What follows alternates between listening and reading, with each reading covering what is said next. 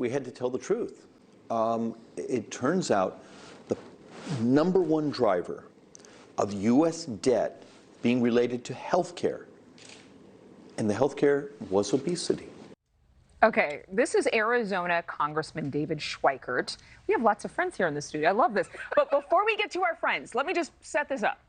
This congressman is saying that weight loss drugs like Ozempic and Mounjaro are the key to reducing the national debt. Now, let's introduce our newsmakers. How about that? We love that. Yeah. John Hanson is joining us this morning. Kurt Bardella is also joining us, so is Susan Guthrie. So. Yeah, we're very, very happy to have you guys here. So apparently, these drugs have been contested. I mean, this is controversial now. People saying, why are you taking a diabetes drug to lose weight? What are the side effects? We don't know enough. Why did the FDA approve it? But for a congressman to actually put this forth as a viable solution to eliminate the nation's debt, and he's serious, is somewhat fascinating. John, I'm going to start with you. You're a money guy. Yeah.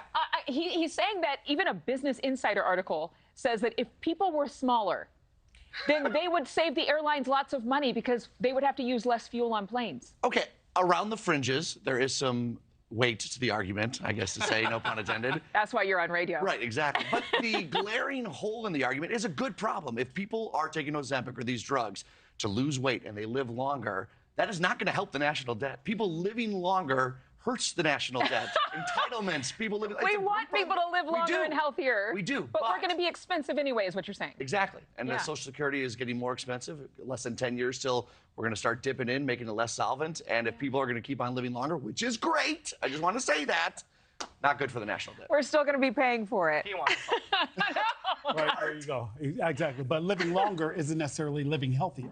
Well, exactly. And health, I think, is really the issue that we're talking about here. And, you know, if people are weighing less, people are healthier. And if people are healthier, we're spending a lot less money to keep them healthy. And I think that's at the core of what he's talking about here. And we're not paying a lot of attention to that. So it seems to make a lot of sense. I just saw something recently that said if people weighed less, the people that are using these drugs have a 20% less risk of heart attack and stroke, which, you know, is a significant number if you think about it. That's important. We don't want to have a stroke or heart disease or anything else. But, I mean, Kurt, this is a Republican congressman. I am sure he's getting heat from both sides of the aisle on this one, even though I think it's well-intentioned. And I think he is destigmatizing Listen, I know David. I've used to work for him, so I can tell you, he's a wonk.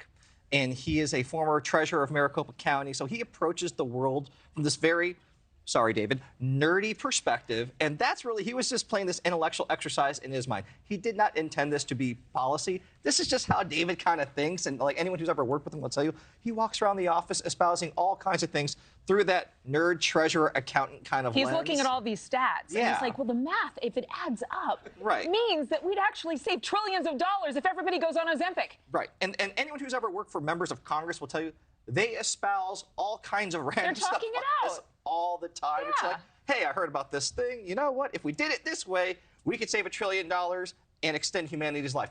All problem solved. I think they're trying their best. I think that the heart's right again. They're public servants trying to talk things out and see what sticks on the wall. But he meant well. I don't know that this one will, really. Okay. Speaking of money, though. Let's talk about money. We're talking about millennials who have also said, Susan, that they believe they know the amount that would make them happy. About 6 in 10 of Americans believe money can buy happiness, according to a new poll from financial services firm Empower. Most say they need a significant raise as well as a big chunk of money in the bank. How much money is enough money to make a person happy? Well, according to that, about $264,000 a year, which I think most people would agree with. But, you know, I was thinking about this as we were reading this. Wasn't it Cher that said, I've been rich and I've been poor? Rich is a lot better. Is that Cher? I thought that was my grandfather. Seriously, I'm like, who doesn't believe that? Yeah, if you're going to be, money can just make you more comfortable while you're miserable if you're not a happy person. Right. Let's think about it, right? Money is one of those things that if we have enough of it, we don't have to worry about paying our bills. And I think that's really at the core of this, right? Yeah. It's not the amount, it's the amount that makes us feel secure. Fewer worries. Okay, John, you're a money guy. Yeah. I would think that you thought, even in college, as you were studying finance, I presume. Oh, no. Radio.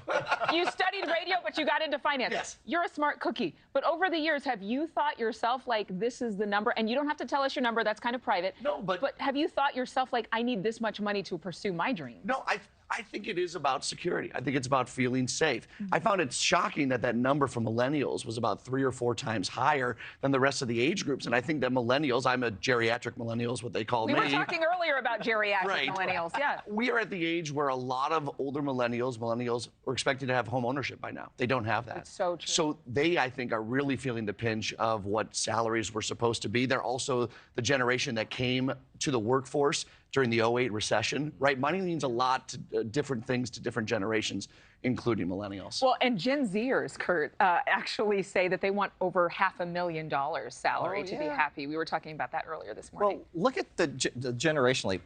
This group of people has come up in the age of social media where they are literally bombarded every day on Instagram, Facebook, TikTok with products and what the perfect life looks like. All these influencers living these fabulous lives, traveling everywhere, staying at 5-star hotels.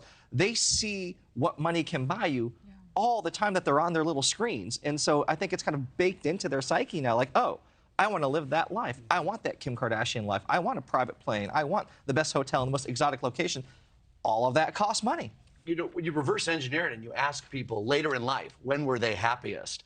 We do this on our radio program all the time. People call in and they talk about their 20s and 30s. And then when you ask, how much did you make then? It's actually one of the lowest salaries that they make. $26,000 a year on Capitol Hill. Exactly. Wow. roommates. How can you live in D.C. on $26,000? But I think it truly is. We need to teach more financial literacy in schools, and we also need to talk to people about what really makes you happy, and money doesn't buy you love, people. Okay, you want to talk about the next topic, or do you want me to talk about it? Because this is the one I'm most excited about. Because I ask people to pick me up from the airport all the time as a kindness. Yeah, I'm one of those people. You should. Now, I pay for it a lot because I might not have people in that city. But I think it's one of the biggest signs of love when you ask somebody to pick you up from the airport. Well, that Nick? would be tough love. I would have to tell you, Adrian, let me show you how to catch CTA. Because here's the deal. The next question is, do you pick That's people up at public the airport? The question was transportation. asked. You don't ask people to pick you up at the airport. Uber, Lyft, public transportation. They're saying all it's those bad things. etiquette now. Exactly. Who are It these is an people? imposition to ask someone to pick you up at the airport unless her name is Rosetta and she's 78 years old. Oh, and that's no. my mother. You know? I love Mama, but I think everybody should have a friend who loves you that much. I have people in my life who I've met and in very short amount of time. They say, do you need a ride to the airport? Can I pick you up? Do you need a drop off? It's not a big deal. John, do you have friends like that? Of course, and I am the person to pick someone up at the airport, and I do not like traffic. High five. You Thank deserve you. that love, I'm Adrian. saying. You deserve it. Yeah. And I do too. You do too.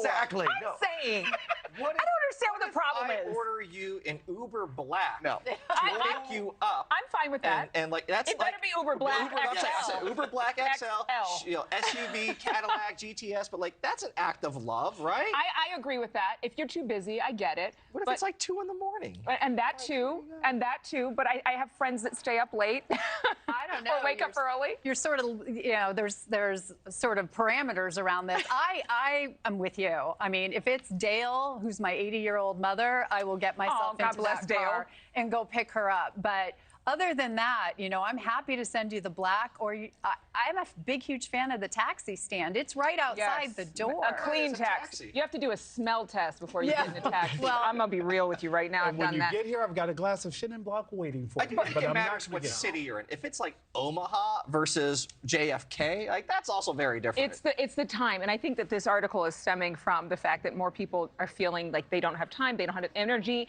and it's too busy. Touch. That's my thing. I'm like, I can spend an hour with you in the car right back, Exactly. and we can spend quality When time. I When was the was- last time I saw you, though? It's true. When I was wooing the person that I ultimately married, picked him up at the airport every time coming home from a business trip, See? and it worked. And see, you're And married today. half the time. But I think that truly is, I'm quality time love language. So I think that for me, spending an hour in the car with somebody, I might not have time once I get to that city because I'm working so hard. Okay, if you ever come to D.C., I will pick you up. No, you're going to send me the Uber Black. Keep it real. Send you the green yellow line. What are you kidding? That's better than the public transportation. Hey, I'm not cheap, at least. Yes. John Hanson, Susan Guthrie, Kurt Bardella, you guys have been amazing. Thank you for coming in studio with us. Maybe we'll come back tomorrow. And I happy hope so. Thanksgiving to And we'll you send a too. car for you. You too. Oh, yeah, happy Thanksgiving. Oh, yeah. I forgot about that. Do Well, we have let's- time to talk about that? Is that this week? Do you go on vacation? No, I come to Chicago to hang out with you. Okay. It'll take you about You guys that can long tell to us get in to the the commercial airport break as what you're well. going to eat.